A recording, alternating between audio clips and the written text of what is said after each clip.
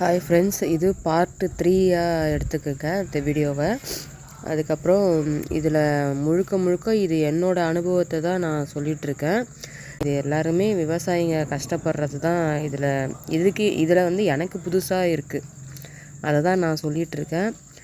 அதை யாரும் தவறாக எடுத்துக்க வேண்டாம். அந்த மாதிரி கஷ்டம் அதிகமாக இருக்குது. அதனால் எனக்கு பிடிச்சிருக்குன்றதுனால நான் அதை செஞ்சிட்ருக்கேன்.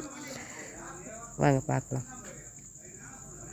நான் வந்து பண்ருட்டி தாங்க, கடலூர் மாவட்டம் பண்ருட்டி மார்க்கெட்டில் தான் காலையிலேயே 3 மணிக்கு 4 மணிக்கு அந்த மாதிரி எடுத்து போயிட்டு கிரேடு வச்சு விலைக்கு, அது வந்து அங்கே ஒரு கடலூர் போகிற ரோடுன்னு சொல்லிட்டு இருக்குது, 4 ரோட்டில், அந்த ரோட்டில் வச்சு தான் கொய்யாலாம் எடுக்கிறாங்க.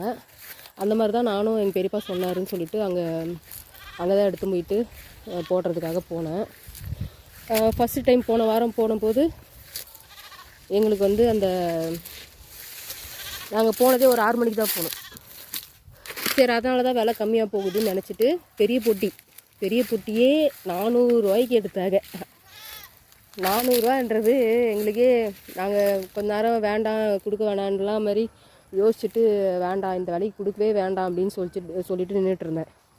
அதுக்கப்புறம் வேறு வழி இல்லை, இதுக்கப்புறம் நம்ம எங்கே போய் விற்கிறதுன்னு எங்களுக்கும் தெரியல. அதனால் கொடுத்துட்டேன் 400 ரூபாய்க்கு. 25 கிலோ வரும் பெரிய பொட்டியில், 400 ரூபாய்க்கு கொடுத்துட்டேன். அன்றைக்கி கொடுத்துட்டு வந்துட்டு எங்கள் பெரியப்பாட்டியும், இந்த வேலைக்கு தான் போகுமா பெரியப்பா அப்படின்னு சொல்லிட்டு கேட்டேன். அப்படி தான் அவங்க சொல்கிறது தான் ரேட்டு அப்படின்னு சொல்லிட்டு அவரும் சொன்னார்.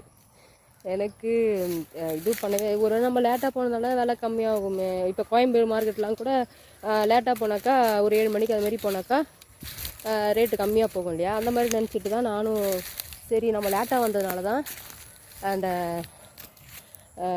ரேட்டு அந்த ரேட்டுக்கு போயிருக்குன்னு சொல்லிட்டு ஃபஸ்ட்டு நாள் கொடுத்துட்டு வந்துட்டோம். ஒன்று விட்டு ஒரு நாள் தான் பறிக்கிற மாதிரி இருந்துச்சு. அதுக்கப்புறம் இல்லைனா பறிக்கலைன்னா பழுத்து இது மாதிரி கொட்ட ஆரம்பிச்சிடும். அப்புறம் கீழே இப்போ இது இன்றைக்கும் பறிக்கலாம், நாளைக்கு கீழே கிடக்கும். அது ஆடு மாடு இருந்தால் சாப்பிடுது. நெக்ஸ்ட்டு வீடியோவில் பார்க்கலாம். பார்ட் 4 கண்டினியூ பண்ணுறேன். பார்க்கலாம் ஃப்ரெண்ட்ஸ், பாய்.